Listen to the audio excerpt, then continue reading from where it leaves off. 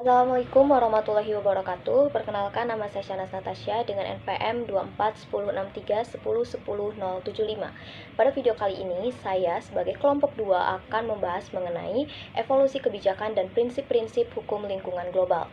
Namun sebelum kita membahas lebih lanjut, kita akan membahas terkait dengan sejarah perkembangan hukum lingkungan. Pernah gak sih kita sadar kalau setiap hari kita menikmati alam, udara, air, hutan, dan juga laut? Tetapi di saat yang sama, kerusakan lingkungan juga terus terjadi, mulai dari pencemaran sungai, deforestasi, sampai krisis iklim yang dampaknya sudah kita rasakan hingga saat ini. Nah, dari situlah hukum lingkungan hadir. Hukum tidak hanya berfungsi untuk menghukum pelaku perusakan lingkungan, tetapi juga menjadi alat untuk melindungi hak masyarakat atas lingkungan hidup yang baik dan juga sehat. Pertama, kita akan membahas dari kasus Trial Smelter Arbitration antara Amerika Serikat versus Kanada. Kasus ini menyangkut pencemaran udara dari kegiatan peleburan di Kanada yang merugikan wilayah negara bagian Washington. Putusan arbitrase menegaskan prinsip fundamental bahwa negara berhak melakukan kegiatan dalam wilayahnya, tetapi wajib memastikan kegiatan tersebut tidak menimbulkan kerugian bagi negara lain. Prinsip ini kemudian menjadi dasar penting dalam hukum lingkungan internasional. Berhenti antara kasus antara Prancis versus Spanyol. Yang ketiga itu ada kasus kapal Torrey Canyon Inggris. Pencemaran laut paling besar yang melibatkan berbagai yurisdiksi dan menunjukkan kompleksitas tanggung jawab hukum internasional. Peristiwa ini mendorong lahirnya berbagai rezim internasional terkait pencegahan pencemaran laut oleh minyak. Lalu yang keempat itu ada Silent Spring yang ditulis oleh karya Rachel Carson dalam bukunya The Limits to Growth, menyoroti dampak pembangunan terhadap lingkungan. Publikasi tersebut berhasil mendorong para pemimpin dunia untuk merumuskan instrumen hukum yang lebih komprehensif guna menyeimbangkan kepentingan pembangunan dan perlindungan lingkungan. Setelah kita mengetahui beberapa sejarah terkait perkembangan hukum lingkungan, selanjutnya kita akan membahas terkait dengan soft law dan juga hard law. Soft law itu merupakan instrumen yang tidak mengikat secara hukum, berisi norma atau prinsip umum, dan tidak mudah ditegakkan melalui mekanisme sengketa yang mengikat. Instrumen ini biasanya berbentuk deklarasi, resolusi, charter, atau accord. Sebaiknya, hard law bersifat mengikat secara hukum dan biasanya berbentuk konvensasi, perjanjian, ataupun protokol.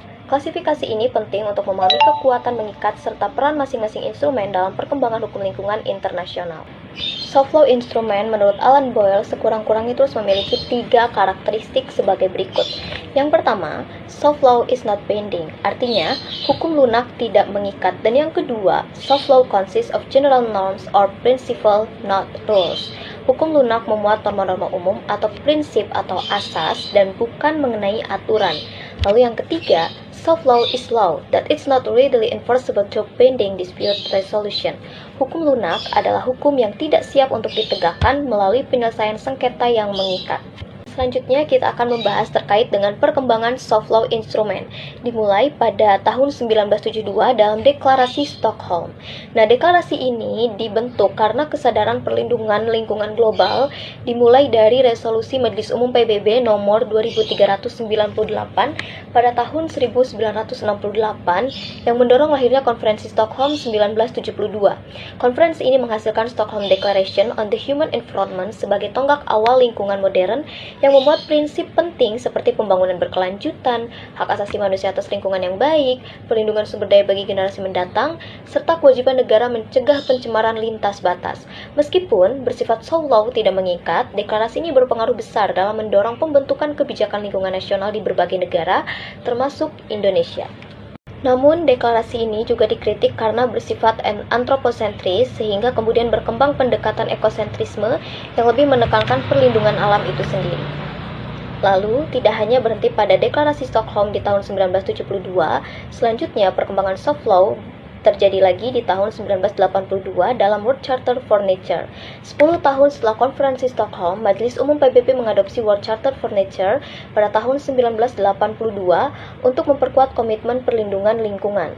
Piagam ini menegaskan bahwa manusia merupakan bagian dari alam dan kelangsungan hidup manusia bergantung pada fungsi sistem alam yang tidak terganggu. Charter ini memuat 5 prinsip utama antara lain kewajiban menghormati alam, menjaga keanekaragaman genetik, mengelola daratan dan lautan secara bijak, memanfaatkan sumber daya tanpa merusak ekosistem, serta melindungi alam dari dampak perang.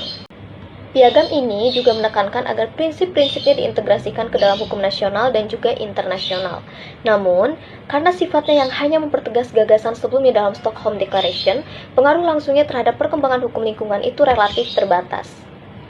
Nah, lalu selanjutnya pada tahun 1992 dilaksanakan Rio Declaration, 20 tahun setelah Stockholm dan 10 tahun setelah World Charter for Nature, PBB menyelenggarakan Rio de Janeiro pada tahun 92 yang menghasilkan deklarasi. Konferensi ini dihadiri oleh 172 negara dan melibatkan NGO sebagai pengawas, sehingga pengambilan keputusan lebih hati-hati dan transparan dibanding dengan Stockholm Declaration.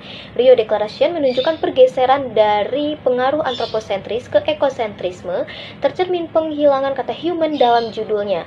Deklarasi ini memuat 27 prinsip penting antara lain hak atas lingkungan yang baik, hak pembangunan lintas generasi, tanggung jawab bersama namun berbeda antar negara maju dan juga berkembang, partisipasi publik, penerapan prinsip kehati-hatian, penggunaan instrumen ekonomi lingkungan, kewajiban AMDAL, serta pengakuan peran perempuan dan juga masyarakat adat.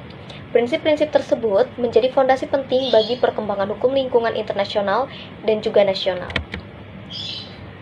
Lalu yang selanjutnya, ada Johannesburg Declaration. 10 tahun setelah Rio Declaration, PBB menyelenggarakan World Summit on Sustainable Development di Johannesburg. Berbeda dengan konferensi sebelumnya, deklarasi ini tidak melahirkan banyak prinsip baru, tetapi menekankan penguatan komitmen global untuk mewujudkan pembangunan berkelanjutan melalui Plan of Implementation.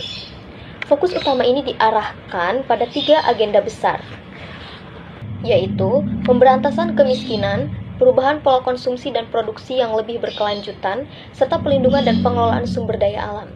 Rencana ini mencakup upaya peningkatan pendapatan, akses air bersih dan juga energi, penggunaan energi terbarukan, pengelolaan limbah, serta tata kelola lingkungan yang transparan dan juga akuntabel. Selanjutnya, prinsip-prinsip hukum lingkungan. Prinsip-prinsip hukum lingkungan ini meliputi beberapa prinsip. Di antaranya adalah yang pertama, ada prinsip pembangunan berkelanjutan. Prinsip berkelanjutan ini tuh apa? Prinsip berkelanjutan atau sustainable development merupakan pembangunan yang memenuhi kebutuhan generasi sekarang tanpa mengurangi kemampuan generasi yang akan datang dalam memenuhi kebutuhannya. Nah, sustainable development ini sebagai meningkatkan mutu hidup generasi kini dan mencadangkan modal atau sumber alam bagi generasi yang mendatang, yang dimana dapat dicapai dengan 4 hal. Yang pertama ada pemeliharaan hasil-hasil yang dicapai secara berkelanjutan atas sumber daya yang dapat diperbarui, lalu melestarikan dan menggantikan sumber daya alam yang bersifat jenuh, lalu pemeliharaan sistem-sistem pendukung ekologis, dan pemeliharaan atas keanekaragaman hayati. Selanjutnya ada prinsip intergenerational equity, yang dimana prinsip keadilan antar generasi ini maksudnya adalah negara dalam hal ini harus melestarikan dan menggunakan lingkungan serta sumber daya alam bagi kemanfaatan generasi sekarang dan generasi mendatang. Nah, jadi waktu itu ada konferensi internasional di Canberra di tanggal 13-16 November 1994, yang dimana ada beberapa elemen kunci yang terurai dalam rumusan. Jadi rumusan-rumusan itu isinya apa? Konferensi itu isinya apa? Jadi isinya itu setiap negara di dunia ini antara satu generasi dengan generasi lainnya itu berada dalam kemitraan atau global partnership. Selanjutnya, generasi kini itu tidak semestinya memberikan beban eksternalitas pembangunan bagi generasi berikutnya.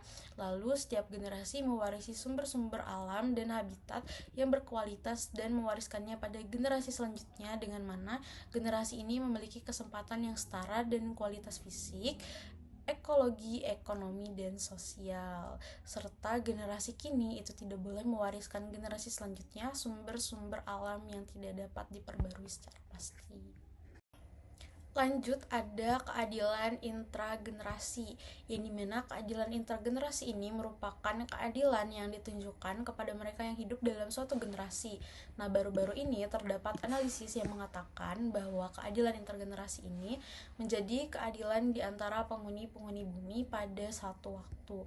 Nah, dalam pengelompokan yang dibuat oleh Cohen, persoalan keadilan lingkungan ini tuh dibagi ke dalam 4 kategori. Yang pertama ada keadilan lingkungan sebagai keadilan distributif, keadilan lingkungan sebagai keadilan kolektif, dan keadilan lingkungan sebagai keadilan prosedural, dan keadilan lingkungan sebagai keadilan sosial. Selanjutnya ada prinsip pencemar membayar atau polluter pay principle, yang dimana prinsip ini itu lebih menekankan kepada segi ekonomi daripada segi hukum karena mengatur mengenai kebijakan atas perhitungan nilai kerusakan dan pembedanya. Prinsip ini semula diajukan oleh ahli ekonomi pada 1960-an, yang dimana dikatakan bahwa prinsip pencemar membayar yang bersumber pada ilmu ekonomi berpangkal tolak pada pemikiran bahwa pencemar itu semata-mata merupakan seseorang yang berbuat pencemaran yang seharusnya dapat dihindarinya. Nah, setelah melakukan penelitian selama bertahun-tahun mengenai prinsip ini itu menghasilkan rekomendasi dari OECD atau Council tentang Guideline Principles Counseling the International Economic Aspect of Environmental Politics, yang dimana merekomendasikan mengenai penyesuaian norma-norma yang berkaitan yang mempunyai pengaruh terhadap ekonomi internasional dan lalu lintas perdagangan. Bunyinya adalah prinsip yang digunakan untuk alokasi biaya pencegahan dan pengendalian polusi adalah langkah-langkah untuk mendorong penggunaan sumber daya lingkungan yang langka secara nasional dan untuk menghindari distorsi dalam perdagangan dan investasi internasional adalah apa yang disebut dengan prinsip pencemar membayar. Saya Dias Hadi Nugroho. Selanjutnya kita akan membahas prinsip kehati-hatian, prinsip pencegahan, prinsip pencemar membayar, dan prinsip partisipasi publik. Kita mulai dengan prinsip kehati-hatian atau precautionary principle. Bayangkan, ada sebuah teknologi baru atau bahan kimia yang diyakini bisa memicu kerusakan lingkungan yang fatal. Tapi para ilmuwan belum 100% yakin nih. Apakah kita harus menunggu bukti ilmiahnya pasti dulu baru bertindak? Jawabannya tidak.